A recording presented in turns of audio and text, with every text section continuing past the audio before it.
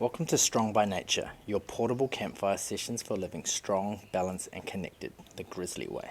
Berlin and I have moved a lot. Different countries, different cities, sometimes by choice, sometimes by circumstance. And through it all, we've had to learn what it means to feel rooted, even when life feels untethered. Alright, so this episode's really about, living untethered, living kind of on the go, I guess. So me and Belen first met when we were still both living in New Zealand. So I had come out of a relationship. Actually, we both had. We'd both just come out of relationships. We were both living in New Plymouth, so I'd just moved back to New Plymouth from Taupo. And we met through my auntie, who's from Brazil, who was part of a Latina group, and she put us together because I'd expressed an interest in wanting to do some travel around South America and learning Spanish, and Belen had expressed an interest to her in teaching Spanish. So Belen was supposed to be my Spanish teacher, but that never really sort of happened. The first night we met up, we taught each other swear words in our mother languages, had a couple of beers, and then a relationship quickly formed from there, and I more or less learnt Spanish on my own. So Belen's visa situation came to an end quite suddenly in New Zealand, and there wasn't a way for her to extend it or to go on for sponsorship or even to get partnership. So basically she had to leave the country, and I hadn't really sort of set solid roots in New Plymouth yet. I was still really kind of up in the air with what I wanted to do with my life, so I just thought, fuck it, let's both just leave. We both wanted to carry on the relationship. We didn't want it to end, so the only real option was for us both to just leave and go overseas. And so through a mutual friend, he was telling us about a visa that he was applying for. So he's from England. His partner at the time was from New Zealand, and so they were applying for a visa for Australia, which was a New Zealand citizen partner visa. So if you're in a relationship with a New Zealand citizen, you can prove the relationship, blah blah blah, you can get a 5-year working visa in New Zealand. So we applied for that, but the time frame of, I don't know how many of you are familiar with applying for visas, they don't just happen overnight. They usually take anywhere from 6 to 12 months. So while we were waiting for that, we went to Ecuador. So she couldn't really go anywhere else, and I didn't have anywhere else I needed to be. So she left, and about 2 months later I went over to Ecuador. I lived there with her for 3 months, and then her visa hadn't come through by the agreed date, so I went to Australia by myself and waited there for a few months until she came to Australia as well. So that whole waiting process, I mean, that was my first taste of life outside of New Zealand. I'd done a few little holidays and stuff like that, but that was an actual living, being outside of New Zealand, being away from family. So it was my first time really sort of seeing, I moved out of home at a young age, so I knew how to pay my bills and cook for myself and do all that shit that you need to do living out of home, but it's a completely different beast when you're now learning to do that in another country, another culture, another language. And admittedly, that first trip to Ecuador, even though it was 3 months, it was more or less kind of just a layover. We were doing some travel around her country together, checking out some different stuff, some stuff that she hadn't seen and some stuff that she really wanted to show me. So that was cool, but we were still very much like those early stages of the relationship, figuring out exactly what we wanted to do, where we wanted to go. And so when I moved to Australia, I moved to Cairns first, because that's where our mutual friend was living by that point. So his visa had come through not long after we left New Zealand, so he was already there. So I was like, sweet, it's easy, I can just go over there. It's somebody that we're both friends with, and we can sort of set up life from there. But I quickly learnt living in Cairns that it was cool. You can meet a whole lot of people, but they were more or less passing through. They were more or less backpackers. So it just felt like a tricky place to try and establish ourselves, to kind of set up life. And so by the time Belen had moved to Australia, she had met some backpackers in Ecuador. I think they were from Canada or maybe the US, but they basically told her about Perth and how, like we should check that out. And I was aware of Perth. That's where like most Kiwis move to. If they're moving to Australia, they're either moving to Perth or they're moving to Gold Coast.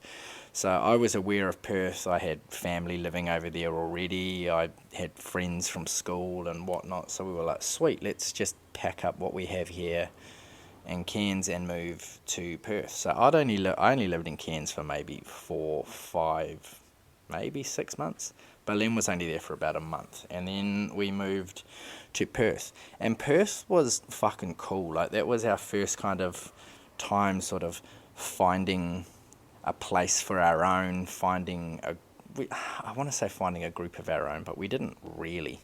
We hung out with our roommates and their friends a lot, and like we moved into this house there was 3 other couples, all from England, living in there, and a couple moved out, and then it got down to, it was us, one couple from England, and another couple, she was from Australia and he was from Sweden, but he had grown up in Spain, so he spoke Spanish as well. So it was this real cool sort of mix of cultures and mix of everything living in this house, and a lot of them all worked in hospitality. So we just had this fucking awesome year of partying, and like we'd hardly ever had to pay for many of our drinks, and we went out because everybody we knew worked in different bars and shit like that, and then they would have their big nights on Sunday and Monday. So work was just, it was a nightmare. We were forever going and hungover, and we just had this awesome year of just partying. And then this opportunity came up through one of Belle's dad's friends who owned a company selling Panama hats, which is like a fancy high-end straw hat that are hand woven in Ecuador. And so we got the distribution rights through him for Australia and New Zealand actually, and so that was like our first kind of time dabbling with the idea of having a business. And it all started while we were over in Perth. So we got the first sort of hats shipped to Perth, and we started showing them around to shops and started to figure out this whole wholesaler sort of process. But then we decided, look, like we'd gone back to New Zealand from Perth once to visit friends and family, and it was just a nightmare to get back there. It was a 5-hour flight from Perth over to Brisbane, over the other side of Australia. So Perth's on the west coast, everything else is happening on the east coast. So it was a massive flight just over to the other side of Australia. Then like a 4 or 5 hour layover, and then a 3-hour flight to New Zealand, and then from New Zealand, an hour and a half drive from the airport to my parents' place, and then to see my sister, it was another 3.5 hours drive from there. So it just felt like way more travel than it needed to be.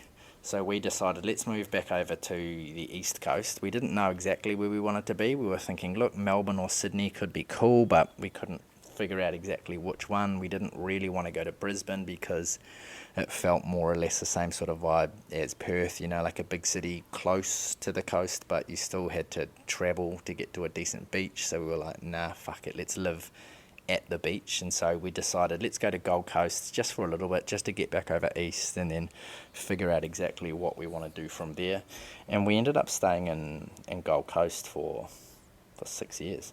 It was a cool time. So when we first moved there, we moved in with just another couple, moved into their place, lived there for a year, and in that time we decided, so we got engaged while we were living in Perth, so then we decided, okay, let's do the wedding. So look, we had 2 weddings because in Ecuador, and I'm assuming a lot of South America, they have 2 weddings anyway. They have one wedding which is like your legal wedding, and then you have another wedding which is your wedding by the church, and they're usually a week or 2 apart. So there's a small little get together with family, and that's the legal signing. And then the next big wedding, the church wedding, and then the big party, that's like the one for everybody. So Berlin's family was always kind of under the impression that the New Zealand wedding was just the legal wedding, and we still had to go to Ecuador and get married in the Catholic church and do the big church wedding. So we went over, some of my family came over, we had this awesome trip. And then moving back after that wedding, that was when it was like, okay, now we're gonna find our own place, we're gonna set up our own little house, and we're gonna start building our life. We're gonna keep going on with this little hat business, and we're gonna figure out what life is for us. by this point we're doing a whole lot of markets as well. So we were going to setting up all around Queensland, and even dipping down into New South Wales, into Byron Bay and stuff like that, and doing markets there, selling hats and trying to build this brand, trying to find wholesalers. So traveling around Australia a little bit, we did like weekends in Sydney, weekends in Melbourne, and just trying to get our hats into as many shops as we could. And yeah, travel was still a big part of us at this time. We wanted to check out more of Australia. We went to Bali. We did trips back up to Cairns. We did trips back over to New Zealand.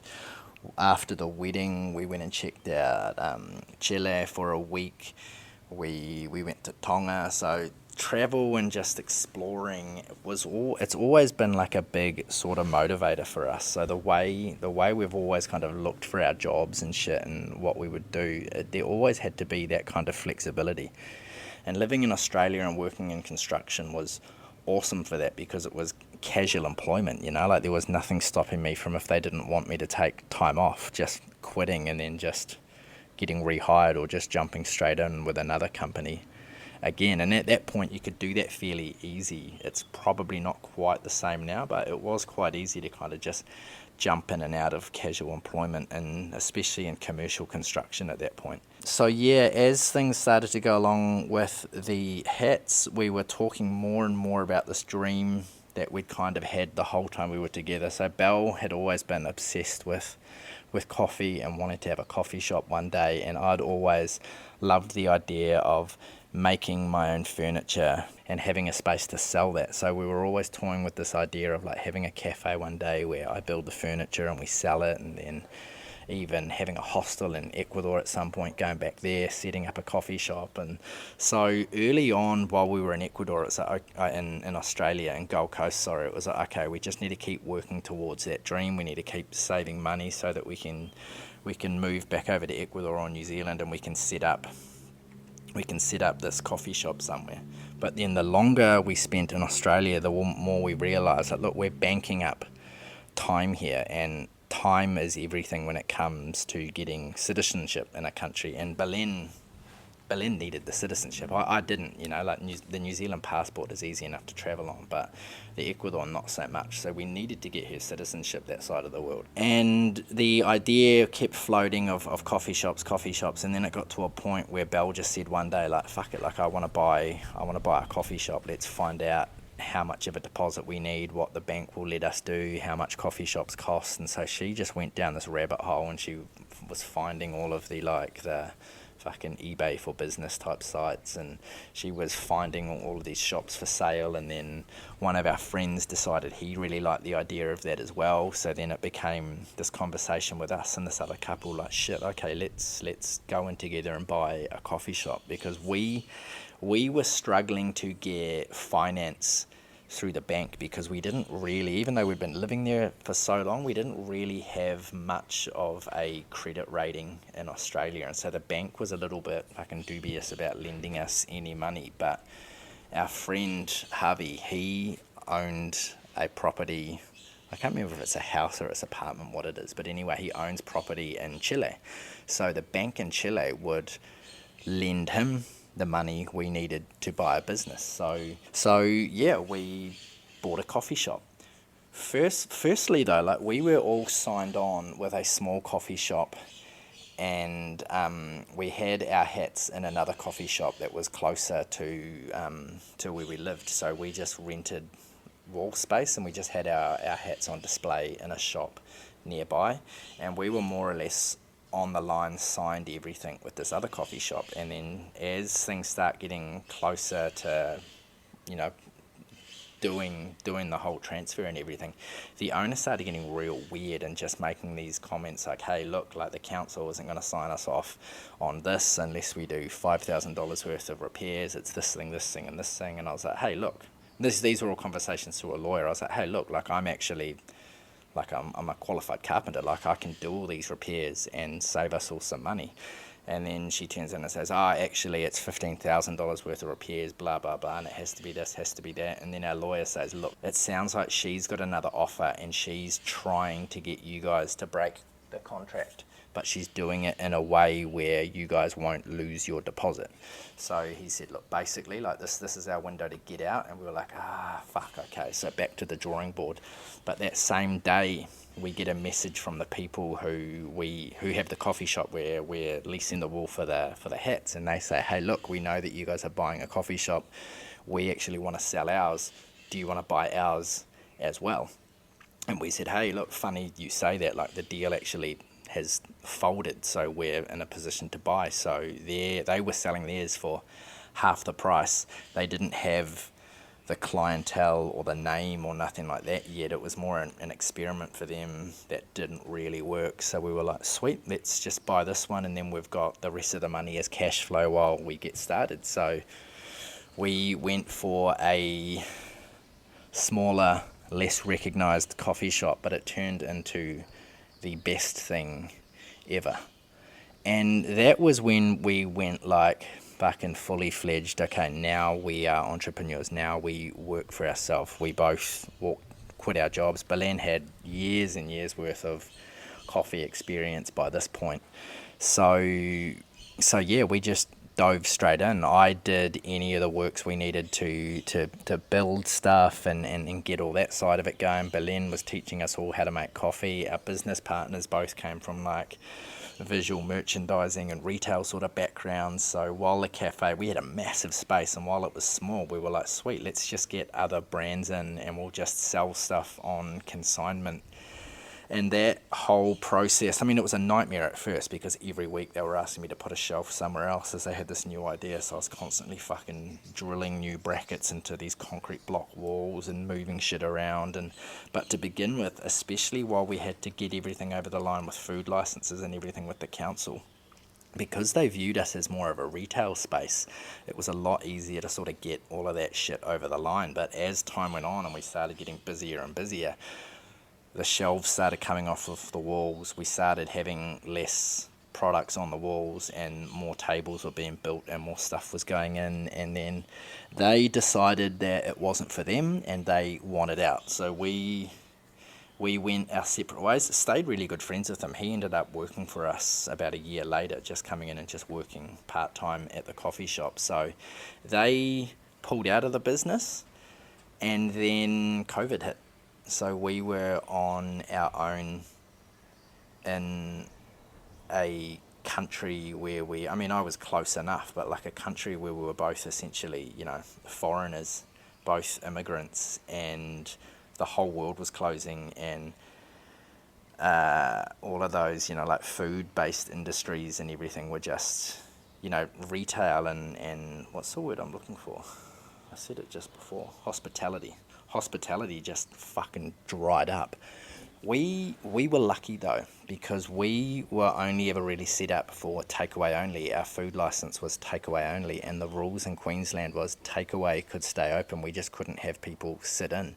And we were on the main road in Gold Coast. We were on the Gold Coast Highway, and the 3 or 4 other coffee shops around us all closed because they couldn't keep the kitchens open, so they just shut down for a month or 2.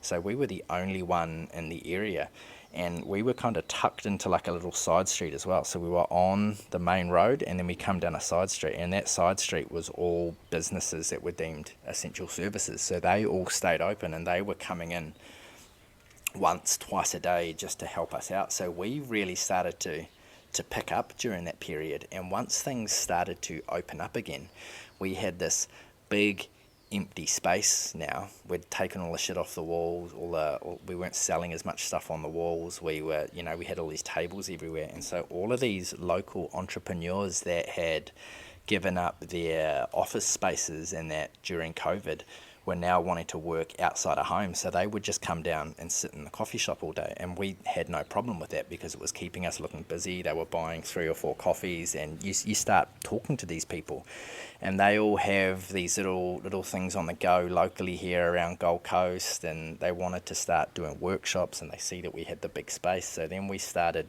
leasing the space at evenings for workshops for these local businesses. We had already been leasing the space at night for like private functions, for parties and that. But yeah, this whole, just the other side of COVID, like we really just started to explode as like And we even rebranded from being Morena Espresso to Morena Creative Hub. So just a little side note there as well, the name Morena in Spanish means brunette or tanned skin. And in Māori, the indigenous language in New Zealand, Morena means good morning. So it was our business partner's idea. He remembered it from when like me and him were first sitting down, like teaching each other words and fucking other languages and whatnot. He remembered that Morena was this cool crossover between our two cultures. And so we were like, what a perfect name for the coffee shop. So anyway, yeah, we then became Morena Creative Hub.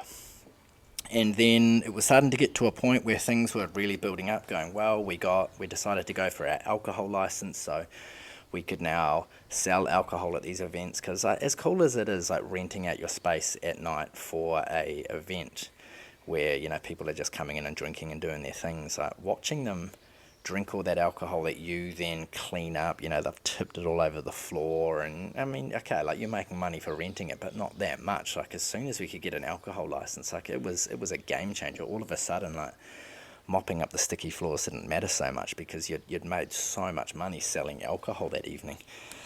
And then Berlin got pregnant.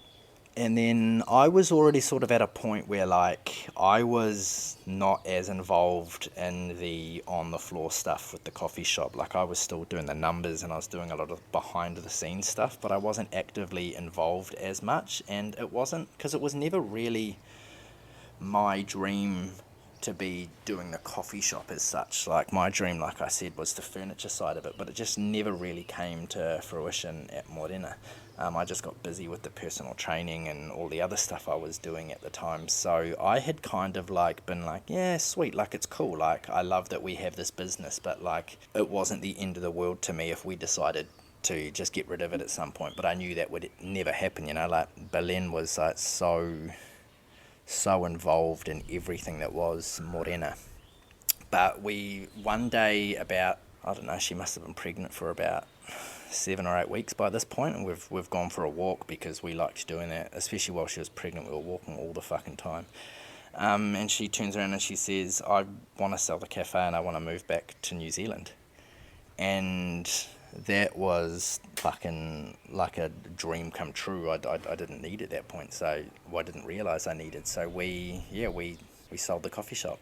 We had then become aware of a visa option for Berlin back in New Zealand, where she had been living outside of New Zealand for more than 5 years with a New Zealand citizen, so she was eligible for permanent residency, which our options in Australia, like there just wasn't options without me getting sponsored in carpentry. And by that point I was like, fuck, I'm not going back to carpentry, and I'm definitely not doing it in a sponsorship where I'm working on a salary where they can just pay me a flat 38 hours and make me do fucking 50-60 hours a week. I was like, no, not having that. So being able to go back to New Zealand was awesome. So yeah, we sold everything, and we took our little daughter once she was born, and we moved back to New Zealand, and we lived there for 2 years. And the idea while we were living there was to start to get the wheels in motion to buy a house, to carry on building our own little businesses, and then to buy a house. And buying a house is tricky when you're both self-employed. So I was like, sweet, I'll jump back into full-time work, and then we've got something real easy to show the bank. So I didn't want to do anything too demanding. Like I wasn't too stressed about what I was earning at that point. Like we'd kind of become already like quite fluid with our lifestyle and the way we think with all of that stuff anyway. So I got a job doing, and I actually didn't realise that I'd applied for this job. Like we were thinking about building like a tiny house or building a small cabin. So a job came up that I thought was advertising coach building camper vans. So I was like, sweet, I'll apply for that. And as the application process went on, as I started doing interviews, I realised I was being hired to do quality control. So I wasn't actually building anything. I was just telling people that they hadn't done a good job and that they needed to do it better. So I was like, fuck, even better. So the money wasn't great, but like I was going to the same place every day. Like it wasn't physically demanding, and so that was sweet. But then we started to get into a rhythm with that again. Like I wasn't trying as hard to do my little side hustle stuff anymore, and I was just content to just go do a 9 to 5. And then Belle's dad was diagnosed with cancer, so he was in New Zealand at the time visiting us. So that was at the start of this year, 2025. So we found out in January. He was back on a plane to Ecuador. Belen's mum and dad back on a plane to Ecuador a few weeks later. And then we had a few weeks to... I basically gave my 4 weeks notice at work the day we found out. We booked our flights and we sold a whole lot of our stuff, and we packed a whole lot of other stuff up into my mum's garage, and we moved over to Ecuador to help support the family through this time. He has unfortunately since passed. He had a very aggressive form of, well, it's all aggressive pancreas cancer. So yeah, it got him in a couple of months, which was, to be honest, like, we're relieved that it was a fast process for him, because it's horrible to watch somebody go through that. But now we're here and we're going to stay. We decided when we left New Zealand we were coming for at least a year, because depending on what happened we would still have to stay and help Belen's mum get settled, which is kind of the process that we're at now. So we started out in Guayaquil, which is a big, noisy, messy, fucking dangerous city, and once her dad passed and we kind of realised we didn't need to be there anymore, we've all moved here over to Manta, it's right on the coast. The beach is right there. There's forests nearby. It's just a slower rhythm. We're finding that balance again. Yeah, that took a lot longer than I thought it was going to get all that information out, but that's kind of like us moving around a whole lot. We now know that we have that ability to sort of bounce around, especially now that we've got these little online things that are, bringing in some money, and we're living out of that now. Like, we don't have to be settled in any particular place. Like, yeah, it has its drawbacks, but like at the moment, like it's a really good way to be, like when you live like this, you can't have as much stuff, so that mental clutter that comes with having a house full of shit and you don't even know what it is, like that's not a reality for us. And it's as well, like, we're learning to find other ways to be able to just sort of reconnect with what's important, like hence why we have the garden, why we're trying to spend more time at the beach, and any time we find a half decent park that Sol can go to and be outside, like we're actively going to those places, because we've really learnt that, like, okay, like if we're going to have this kind of lifestyle, like we still need ways to ground ourselves again, and to come back to the stuff that keeps us sane, because at some point, yeah, we're going to have to settle again, like Sol's going to be starting at like a proper school in the next few years, and like, I don't know, like maybe COVID has taught us like a new way to do education and shit. Like, I'm really hoping that, and maybe there already is a thing, like if you know of it, please share it in the comments. But I feel like we need like a sort of international sort of school sort of system that can all be done online, or there's locations throughout the world, and the curriculum stays the same throughout the year, so that if you have to bounce in and out of countries, or you have to do it online for a bit, you can just stay flowing along with that same curriculum. And it's just going to give those digital nomads this place where like they can still put their kids into a school and still sort of bounce around the world. There's obviously like the whole idea of homeschooling as well, which, like, to be fair, like, I'm not the biggest fan of the education system in general. Like, I feel like there's a whole lot of time wasted during the day at school learning shit that doesn't fucking matter. So like, you could homeschool your kid and teach them all the important stuff in a few hours during the day, and the rest of the time you could just be doing other shit, like learning other important shit that kids need growing up that they don't get through school. But homeschooling then becomes more or less a full-time gig for one of us. So if we can get to a point where I don't need to be spending as much time actively in my business, and Belen is like, earning a decent wicket just on with hers, then I can step right back and just sort of do her education for a while, at least for those early years. So yeah, shit, I got a little bit sidetracked there. But yeah, like, I mean, like, another dream for us is to be able to base ourselves in Europe. Mostly we're thinking like Italy for like 3 to 6 months at some point. Like, we've got all these dreams to just be able to just go around and just be set up in these random places and learn these different things and experience these different cultures. But there's the whole soul's education, and then there's still being close to family and the other things that we need that, I don't think we'd ever move over there permanently, but just being able to go to these other places and live and experience these different things, I think is going to be so beneficial for soul during her upbringing, and just important for us as well. And Belle's the same, we just hate the idea of just staying somewhere for too long. There's so much shit out there to experience, and that's a big motivator for why we choose to live the sort of lifestyle that we live. And again, I'm not saying this is the way everybody should be living. This is what works for us, and it's very much a sort of on and off, go with the flow. There's times when we need to stop and settle, and we stop and settle, but this is just another way of doing it. So take what you want from this, add what you want to yours, and let us know in the comments things that you do, things about your lifestyle and how you live in an untethered way as well. One of the challenges that we face is starting over and over again, moving. Moving sucks, and now that we've moved to this house here in Manta, we're fuck it, let's stay a couple of years, because we don't want to move again. All of Sol's life so far has been moving. We moved from Australia when she was 3 months old. We packed up and sold most of our stuff. We sent some stuff back to New Zealand with my mum, and we took some stuff to Ecuador with us. Then we stayed in Ecuador for 3 months, and then we left Ecuador and brought shit from Ecuador that we'd picked up, and we went to New Zealand, and we lived with my parents for 3 or 4 months, and then we moved into my mate's granny flat for 5, 6, no, maybe more, not quite a year, maybe about 8 or 9 months. We lived in his granny flat, and then we moved into a place of our own. We lived there for a year.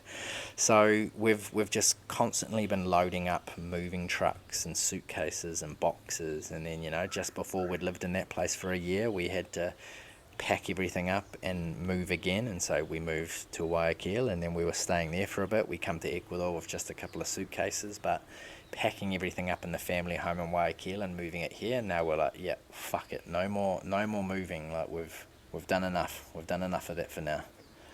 The goal is to get back to New Zealand and live a sort of semi-rural life. We're looking South Taranaki, Whanganui area, or even the top half of the South Island could be incredible as well. But getting back into New Zealand, living semi-rural, we as well, you look at the prices people are paying for houses to live in cities now, and we're why the fuck would we lock ourselves into a 30-year mortgage to live a lifestyle that we don't really want to live? We don't want to be full farmers. I would gladly have a setup similar to what my brother's got now. He's got an acre and a quarter, so I think that's half a hectare more or less. It's not massive, but he's surrounded by other farms, and so for us, that's perfect. We don't want a big piece of land that we have to maintain, but we just don't want fucking neighbours breathing down our neck, there's nothing worse than fucking hearing your neighbour in the shower. I'm not into that. I want space to breathe. I want to be able to go out and at night and just fucking stand there naked and not feel like anybody can fucking see me because the next house is 200 meters away. He's obviously wanting bigger, and he's wanting to expand, so they're going to sell. They're going to go down south. Another reason why we want to get down that way, be close to them, but we don't want that full commitment they have with the farm and growing fruit and veggies. Yeah, sick. We can do that, but the commitment of animals for us as well, as much as it would be cool to have some pets, I don't see it happening anytime soon, because we wouldn't be able to move around as easily as we do. Another reason why we just have the one kid, we're not having more than Sol. I've already had a vasectomy, so job done, no more kids. Because we want to be able to travel, and it's expensive to travel, and you start adding more kids into the mix and it's even more expensive, right? And I get over the comments and people say things but is that not selfish, just having one kid? What about people to play with? She's got so many fucking cousins. She's such a chill kid. She makes mates so easily, and for us, the kind of lifestyle that we want to live, it would be selfish to have more kids, right? By having just one kid, like, she can experience so much more than she would be able to as if we had to pay for a couple of brothers and sisters as well. Like, we can go and stay in nicer places, we can go and see more countries, we can travel for longer periods of time because it's not as expensive with one kid. So each to their own. Like, I'm not saying it's the best way for everybody, I'm just saying that's the best way for us, and that's what this whole thing is about. Like, I don't want this to come across as me saying this is how you should live. I'm just saying this is how we find balance. Can you do similar things? Yeah. So yeah, like, our lifestyle brings a lot of freedom, but it does bring those challenges. Like, everybody's life has challenges, and so, like, for us as well, like, it's also that whole, like, better the devil you know, right? Like, we know the challenges of living this kind of lifestyle, about, bouncing around and being sort of semi disconnected from everything. Like, we know the challenges, and we can kind of roll with that now. Like, it's so much easier to just carry on doing that than to try and fucking mix things up and try and jam what we love and what we want to do into some of the mold that's just not going to fix. We've learnt a lot about resilience, about adaptability, about money making along the way. Like, it's tricky for me at the moment to make any kind of, like, brick and mortar business style money. Like, I'm picking up the odd client, I'm picking up the odd little bit of carpentry work that I can do, but it's still like, I've got to build a name here. So that's the tricky thing for me. Like, thank God, like, Belen's got this steady flow of clients with her business at the moment as well, because that's really sort of keeping us going, and we've inherited her dad's business, which her and her mum are keeping going. So, like, the money's coming in, but yeah, it is tricky for me at the moment, feeling like there's not a whole lot I can do sort of in person until that builds up. Hence why I'm going so crazy with the content again, right? Like, I've got this going, I've got the YouTube channel, and I've got Instagram and shit going as well. So I have actually gone way further away from where I was originally planning. So what I actually might do is I might cut this one here, and I will save the rest of the stuff I wanted to talk about for another episode. So this episode, yeah, really has kind of just been a lot more about what's kind of got us to where we are now, a few of the things we've done, a few of the lessons that we've learnt. But yeah, there's a whole another episode here which I might leave for season 2. So stay strong, stay balanced, stay connected.